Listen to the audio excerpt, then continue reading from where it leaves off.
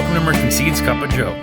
On this episode, hear a summary of our West Point, Iowa show plot harvest results and how our checks with Meristem went. Growers are bringing soybean seed to the plant. We have a discussion on seed size and quality.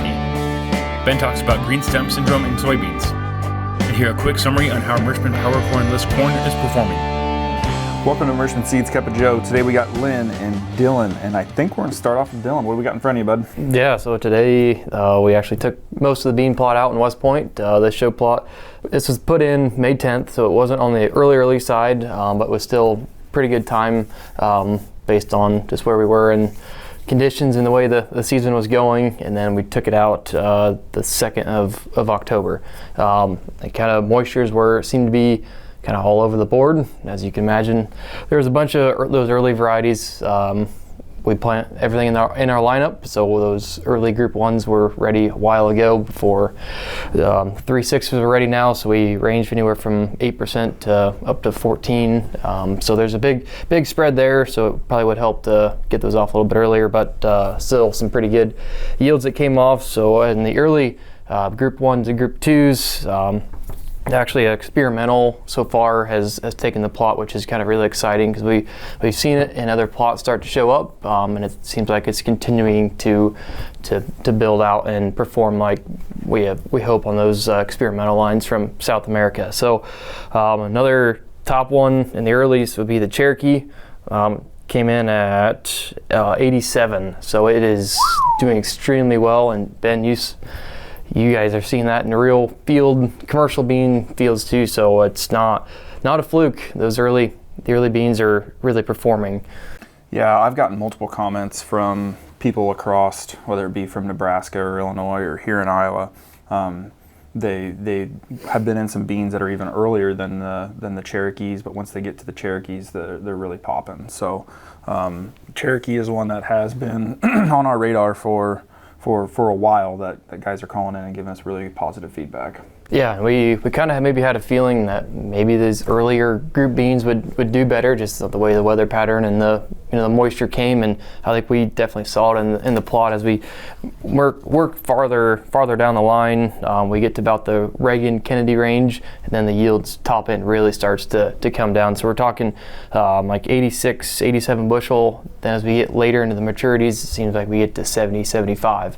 It was just a switch like that, it seemed like, but I think it just happened to be grain fill, so it was to the line. For our viewers have never seen our plot, when we probably start to get to that backside of that Reagan plot, it kind of dips down, and we probably get into some pretty tough soil conditions there. And overall, I think when we're looking at that 3.5, 3.6 out in the field settings, they're definitely holding their own. On this one, probably a little bit of a multitude of very timber soil, lack of rainfall in the month of September. We are probably in that no man's land where things before it used the August rain, was able to put on some weight. The stuff probably a little bit further down the line, 4.2 and beyond, might have taken advantage of some September rain. So this kind of gets, which we have it every year. We have it every year. Every geography has it. There's kind of a spot.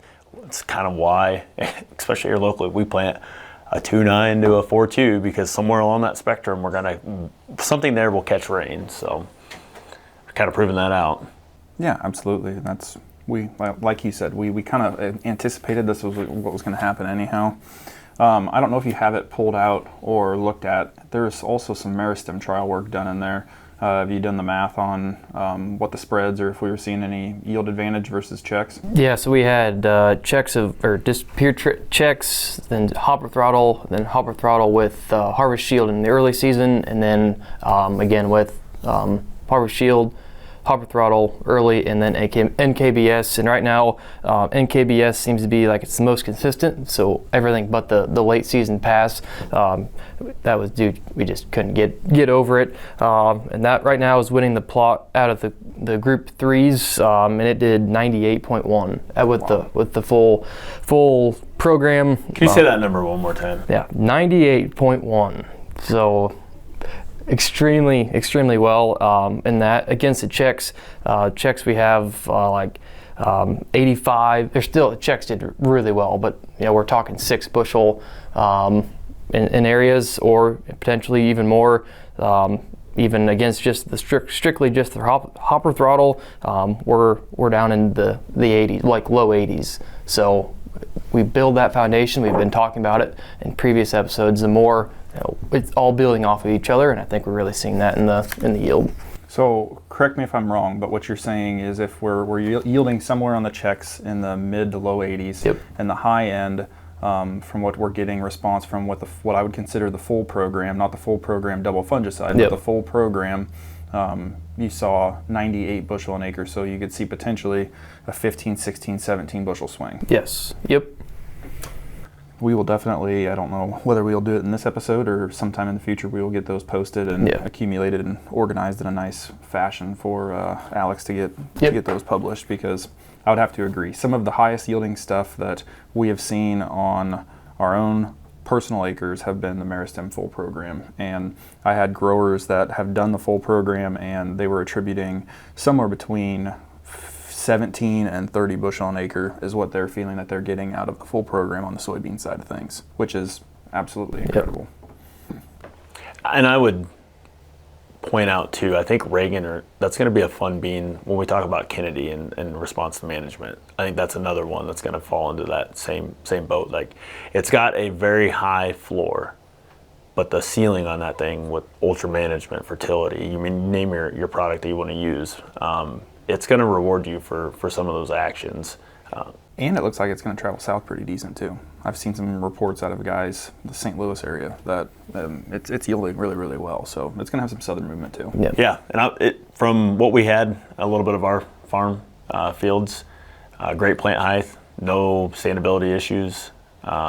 It's just, right now with no rain, basically the latter half of August into September, into the very high 80s, and it's legitimate to my armpit at harvest and standing phenomenal. So to me, that gets me really excited about moving south, as we can get some good plant height that if we do be subjected to some adverse conditions late in the season, we've got at least a good foundation built with a number of pods that if we do go into a pod abortion, that we're just killing that. Because you saw some 25 main pods on the main stem. Yep, we got as high as 25 nodes. So, nodes. Yeah, no, when you get it planted early, a lot of times you'll get some reward from that. Changing topics just slightly, we have had our local seed growers starting to bring in seed to the plant. Dylan, what does that look like? Yeah, so right now everything seems to be a little bit on the smaller side compared to what we've seen kind of in the previous years. I think this is all, before they've gone across the cleaners. Seed size, I think the biggest right now is at like 27.8. So it's 2,700 roughly is the biggest we've seen so far. But we're just kind of getting started, and then it seems like a majority of them around that 3,000 to 3,100. The range, we've had really good.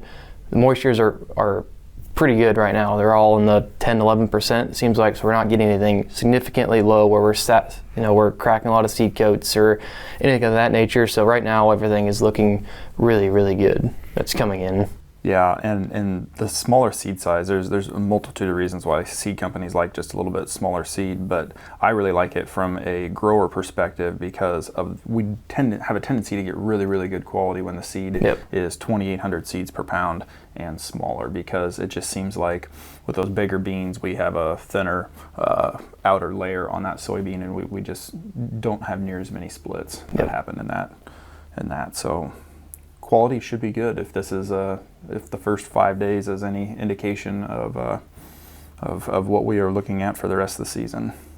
We did have I did get some updates on our corn, so we're going to be running corn over in Indiana very shortly.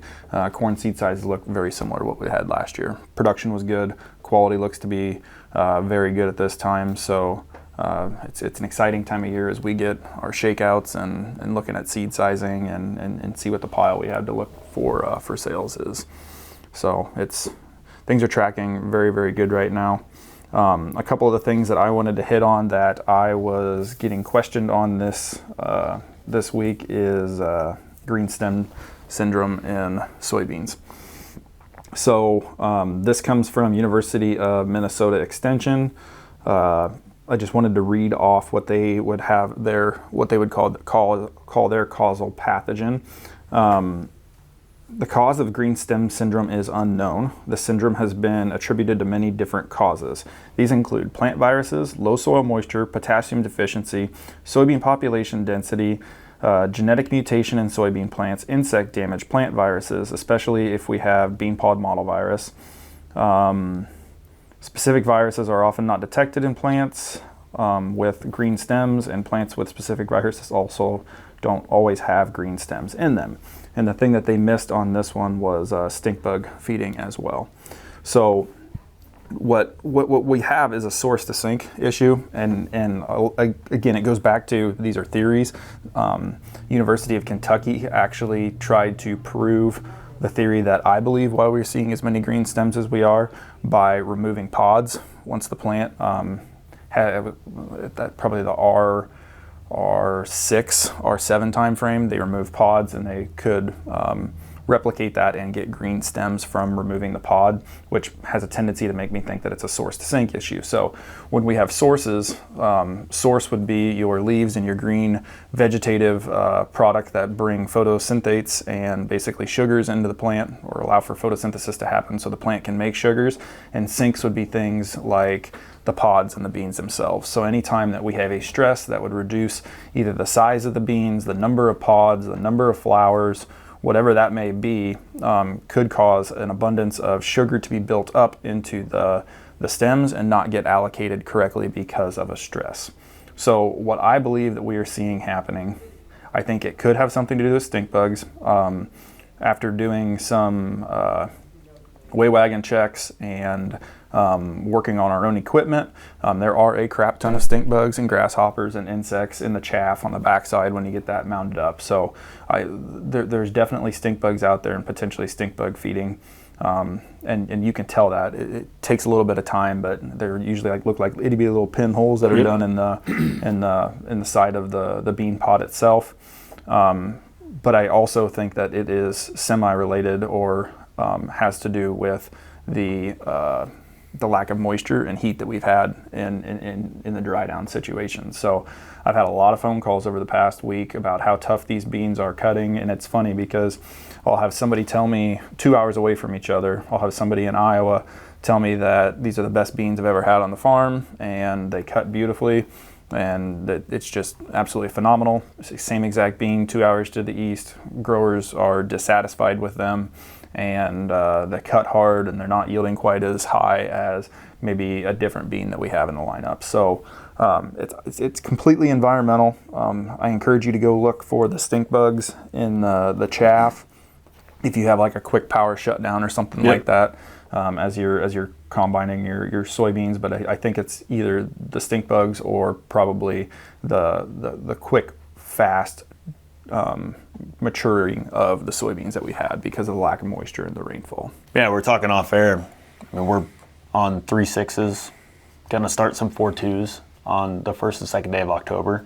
3 years ago, I mean, to combine those around Halloween locally here is probably about the correct time frame. So we're almost 28, 29 days ahead of schedule from actually combining 11 to 12% moisture, 3.6s to 4.2s. So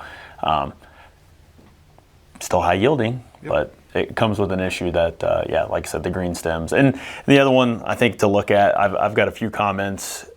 If you're able to, if you have something that's not defoliated, go out and take a look. And I just encourage look for red crown rot, because that's one of the symptomologies of red crown rot is different than sudden death, as that they'll hold on to the leaves and petioles. So most likely not probably an issue in most of the areas, but just something to rule out that you didn't have any issues there, because there is some comments on taking in a lot of petioles and a lot of leaves that just haven't, in the bottom part of the plant, that just haven't completely given up yet. But 100%, I think it's all to do with the call it a flash drought or above normal dry down that we've had. That the sugars are there in the plant. The plant itself thinks that it still should be alive for another couple weeks, but obviously the fruiting body said we're done.